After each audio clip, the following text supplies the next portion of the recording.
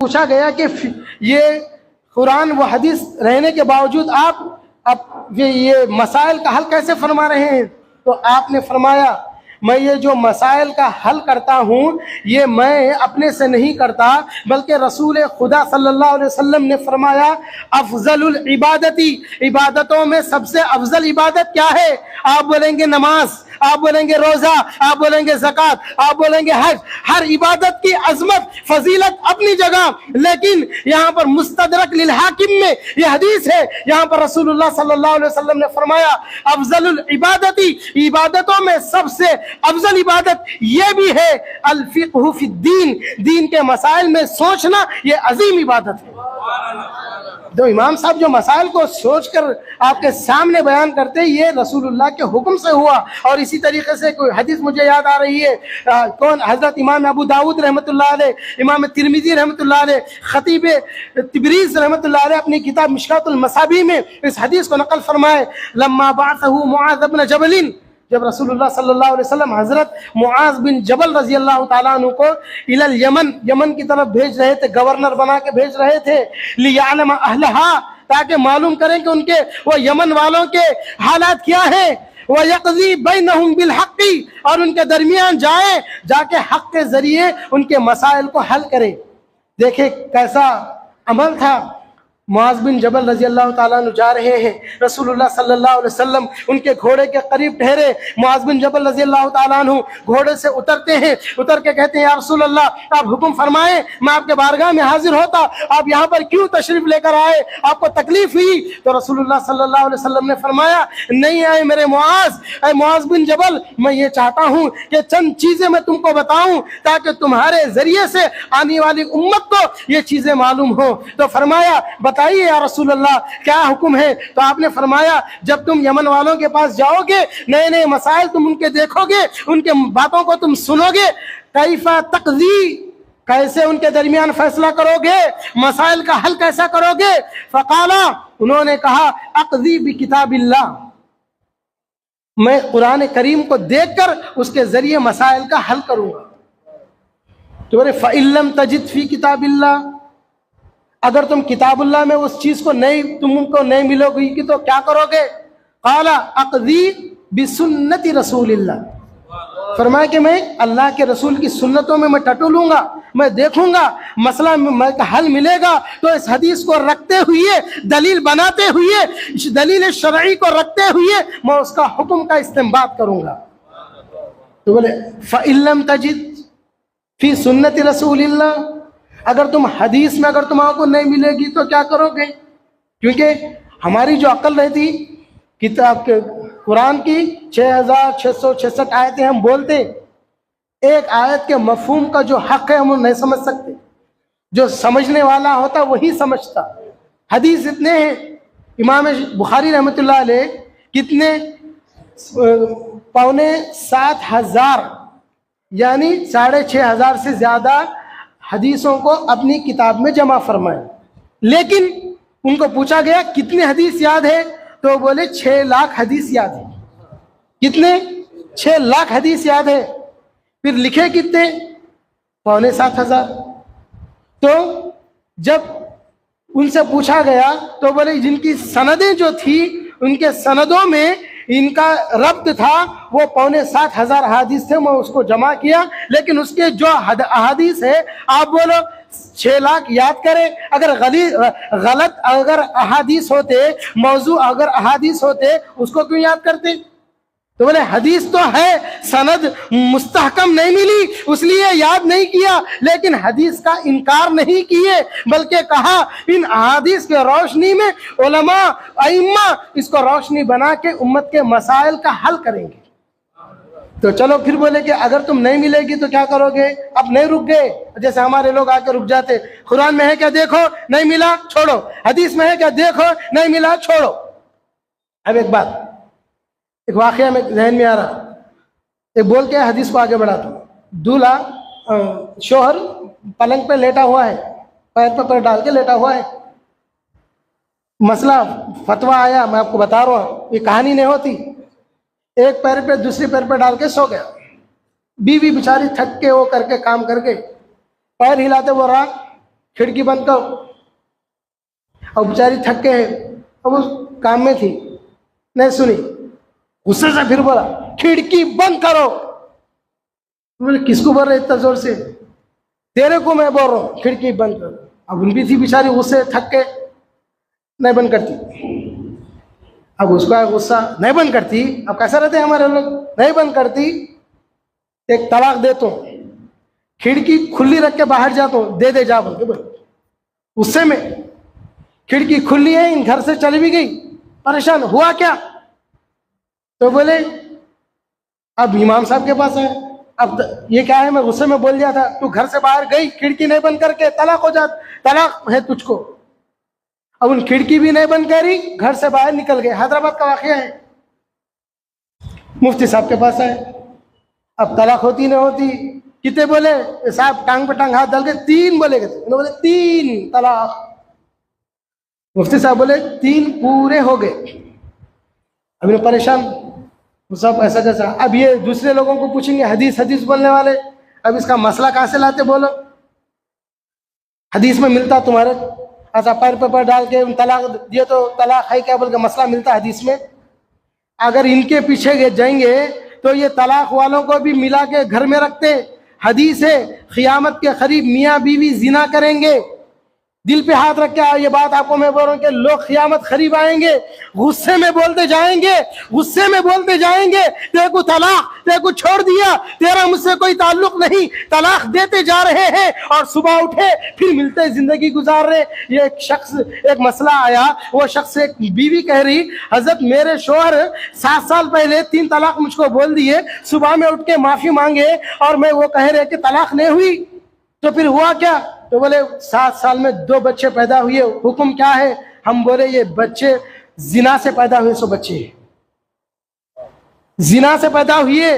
रसूलुल्लाह की जो हदीस है, आपने फरमाया क़ियामत के करीब मियाँ बीवी जिना करेंगे। मियाँ बीवी कैसे जिना कर सकते? वो तो एक पाकीज़ा रिश्ते में वो लोग मिले हुए हैं। रसूलुल्लाह ने फरमाया ये जिना करेंगे। तो कहा गया वजह ये है कि ये लोग, ये उम्मत के जो नौजवान अपने नामवर मुफ्ती, जिसको अपने आप को मुफ्ती लगाते हुए कहते, बस उनको फतवा देते जाएंगे। गुस्से में बोले तलाक नहीं हुई, अब लड़ते हुए बोले तलाक नहीं हुई, शराब के नशे में बोले तलाक नहीं हुई, ये तलाक नहीं हुई नहीं हुई कहते जाएंगे, उनको मिला के रखेंगे, जिना करते जाएंगे। और जब इन मर के उठ के देखेंगे तो इनका नाम जानियों में शुमार होगा। मैं ये नहीं कह रहा हूं कि, मैं ये कहने का मतलब ये नहीं है कि आप तलाक दो, कहने का मतलब यह है कि आप मिलके पूरी जिंदगी गुजारो।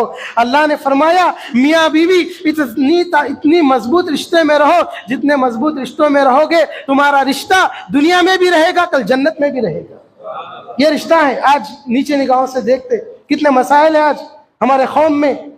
इस मंच पे मैं थोड़ी इधर बात को इसलिए मैं ले जाना चाह रहा हूँ कि बताना चाह रहा हूँ कि आज हमारे माशरे में हो रहा क्या। बहू आई घर में, खाना बनाओ, मेरे ऊपर फर्ज नहीं है, वो जमात की है बच्ची, हदीस में नहीं आया, हदीस में नहीं आया, सास को नहीं बनाती, हदीस में नहीं आया, ससुर नहीं बनाती, बनाते किसको? फिर किसको बनाने आए तुम? आपको ये नहीं बोल रहे कि आप आके गुलाम के सर का बनाओ, आपको ये नहीं बोल रहे कि आप नौकरानी है, बल्कि रसूलुल्लाह सल्लल्लाहु अलैहि वसल्लम ने फरमाया बच्ची का जब निकाह नहीं होता, उसके हकीकी वालिदैन उसके वालिदैन है, जब निकाह हो जाता उसकी सास भी वालिदा बन जाती है और उसका ससुरा भी उसका वालिद बन जाता है। और उसका शोहर जो है, उसका शोहर के बारे में तो ये कहा, दुनिया में जिस औरत से उसका शोहर राजी हो गया, समझो उसका रब उससे राजी हो गया। ये रिश्तों की पाकीज़गी है, इस्लाम ने बताया। आज वो हदीस में नहीं है, ये हदीस में नहीं है, क्यों मानना, इधर क्यों मानना? ऐसा करते करते पूरी उम्मत को बिखर रहे हैं लोग। आप समझ रहे खाली नमाज के बारे में हो रहा है ये मसला? नहीं। आप समझ रहे नमाज में आके हाथ ऐसा बंध लिए? नहीं, इसमें नहीं है। बहुत घरों में घुस को देखो आप, मसाइल कितने, हमारे पास मसाइल आते देख के रूह तड़पती। बच्ची, वो बच्ची जो शादी से पहले इतनी अच्छी थी, अब शादी होकर आ गई, वो बच्चा वो जमात का था, हदीस बोलने वाला, अब बोला तू इसका खाना नहीं बनाना, उसका खाना नहीं बनाना। गारे हिरा में रसूलुल्लाह सल्लल्लाहु अलैहि वसल्लम बैठे हुए हैं, वही आती है, कुर्बान जाए मक्का के सबसे ज्यादा मालदार खातून बीबी खदीजा आपकी ज़ौजे मोहतरमा है, अपने हाथों से रोटी बनाती है, रोटी बनाकर रसूलुल्लाह के बारगाह में पैदल चलते हुए आ रही है। रसूलुल्लाह सल्लल्लाहु अलैहि वसल्लम गार के ऊपर के हिस्से से देख रहे हैं, मेरी शरीक हयात खदीजा आ रही है। उसी वक्त जिब्राइल अमीन आते हैं, आकर खड़े होते हैं, खड़े होकर अर्ज करते हैं अस्सलामु अलैका या रसूल अल्लाह। इधर देखकर रसूलुल्लाह सल्लल्लाहु अलैहि वसल्लम ने फरमाया, जिब्राइल क्या बात है, इतनी अचानक तुम आ गए, क्या कोई वही नाजिल होने वाली है? कुर्बान जाए ये तारीख साज अल्फाज। जिब्राइल अमीन कहते हैं, या रसूल अल्लाह, ये मेरा आना किसी वही के लिए नहीं है, मेरा आना इसलिए है, एक बीवी अपने शौहर के लिए अपने हाथ से खाना बनाकर रोटी बनाकर ला रही है। चाहती तो वो सवारी पे चलकर आ सकती थी, नहीं, वो पैदल चलते हुए अपने सरताज को खाना देने के लिए आ रहे हैं। तो अल्लाह ने फरमाया, जिब्राइल अमीन, खदीजा सरकार से के पास पहुंचने से पहले तुम पहुंच जाओ और रब के तरफ से बीबी खदीजा को मेरा सलाम अर्ज करो। अल्लाह का सलाम मिलता है उस खातून को जो अपने शोहर के लिए अपने हाथों से रोटी बनाती है। आज जब ये नौजवान बच्चे ये टाई लगाते हुए, न इनके पास इस्लामी शियार है, न इस्लामी तरीका है, नमाज में ठहरते तो भी ऐसा ठहरते जैसे जंग लड़ने के लिए ठहरे हुए हैं, ऐसा पैरा पूरा ऐसा फैला फैला के। एक गांव का वाकया जरा बोलता हूँ। एक गांव है, गांव में पूरे इमामों के चाहने वाले हैं बेचारे, इमामों की नमाज पढ़ने वाले, अदब से ठहरते, क्योंकि नमाज है, अदब से ठहरने का मकाम है। एक आदमी ही नीच जो अपने आप को बोलने वाला इमाम को नहीं मानता, गांव में गया। अब गांव वाले बेचारे, कोई 8 दिन में एक बार आता, कोई रोजाना आता, कोई तो साल में एक बार आता। अब ये जो बाजू ठहर गया था, साल में एक बार आया बेचारा, साल में एक बार आके ठहरा। अब इसको है कि नमाज अच्छा पढ़ के जाना, तो ये साल में एक बार आए। अल्लाह सबको नमाज की तौफीक अता फरमाए। उन आके ठहरे बेचारे नमाज पढ़ने ठहरे। अभी ना के पैरा चीर चीर के ठहर रहा। अब उसको भी चीर के भी नहीं ठहरते, बाजू वाले टच करना कहते, टच करके उन ठहरा, नमाज पढ़ रहा। देखा ये कौन पैर लगा रहे? अब गाँव वाले जरा पैर लगा तो पैरा पढ़ते हैं। अब नमाज है, कैसा पैरा पढ़ना, जरा हटा। दिल में ख्याल आ रहा, अरे साल में एक बार आया, उन सकारा के मेरे बोल के दिल में आ रहा उसको। फिर बाजू हटा। अब उन भी कैसा है, उन भी वैसी है ना, बताता हूँ मैं। फिर बाजू हटा। इन बेचारा गाँव में साल में एक बार, इसको सब्र नहीं हो रहा, ठहरा ठहरा ठहरा। दूसरी बार, अब दिल में ख्याल, तीसरी बार इन लगाना, अब छोड़ता नहीं। तीसरी बार उन खामोश वहां ठहरे सो रहे, यहाँ तक आया, आके पैर पे पैर रखा, रख के मार जाऊं, क्या रे मेरे के पैर मार रहा तू, बोल रहे सुन्नत है, सुन्नत पैर पे पैर मारना सुन्नत है। अरे हम वो गांव वाला बोला कि इसकी जैसे ही मारा मारती जाके इसको गिरा, उसको गिरा, पूरे लाइन गिर गई। ये एक की वजह से सबकी नमाज टूट गई। उसको पूछे क्या कर रहा था? सुन्नत अदा कर रहा था। देखो गांव वाला था, लेकिन बात बड़ी पते की किया।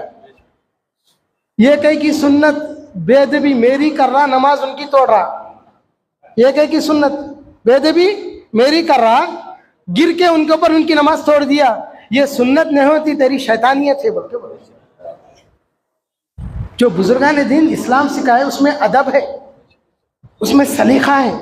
आप हजरत नक्शबंदी सिलसिले से कई लोग वाबस्ता हैं। आप देखें बुजुर्गान दीन क्या सिखाते, आपको अल्लाह का जिक्र ही नहीं सिखाते, बल्कि अल्लाह का जिक्र आपके दिल में छपाते। ये काम है। अब एक बात अलग है, जो छापने वाला छाप लेता, कॉपी करके रखने वाला कॉपी करने वाला था, तो वही बात अलग है, समझ गया ना। लेकिन औलिया अल्लाह जो देना है बराबर देते। अब बारिश बरस रही, ऐसा रखे तो पानी जमा होता, ऐसा रखे तो पानी जमा नहीं होता, ये अलग बात है हमारी। तो अल्लाह सबको अल्लाह के जिक्र की तौफीक नसीब फरमाए। तो गर्ज के बात ये आई थी, तो मैं बयान कर रहा था। तो फिर हुआ क्या, तो बोले मुआज़ बिन जबल रज़ी अल्लाह ताला अन्हु के, अब कुरान में नहीं मिला मसला, हदीस में नहीं मिला मसला, क्या करते? मैं वहाँ नहीं रहूँगा। कुरान रहता मसला नहीं मिलेगा, हदीस रहती, उस ज़माने में तो जमा नहीं किए थे। अगर तुम कोशिश करके तो तुम्हारे जो याद है तुमको उसमें नहीं मिलेगा, तो क्या करोगे? कुर्बान जाए। आप फरमाते हैं, इन्होंने ये नहीं कहा कि अतरुकू अल मसअलता, मसले को छोड़ दूंगा, खाली बैठूंगा, ये नहीं फरमाया। आपने कहा अजतहिदु बिराई वला आलू, मैं नहीं रुकूंगा बल्कि मेरे जहन से कुरान और हदीस में जो मसाइल का जो इस्तेंबात, जो दलील दिए हैं, उसको सामने रखते हुए मसाइल का हल करूंगा। जैसे हल इमाम आजम अबू हनीफा रहमतुल्लाह अलैह फरमाते हैं। इन सहाबा से सीखे। आप बोलते पहले सहाबा के दौर में था क्या, सहाबा ऐसा करते थे क्या? तो बुखारी शरीफ की रिवायत है, ये अबू दाऊद की रिवायत है, जामी तिरमिजी में रिवायत है, मिशकातुल मसाबी में रिवायत है। फरमाया कि क्या करोगे? अज्तहिदु बिराई, मेरे में राय से सोचूंगा और दीन के मसाइल को सामने रखते हुए मसले का हल करूंगा। तो फिर हुआ क्या?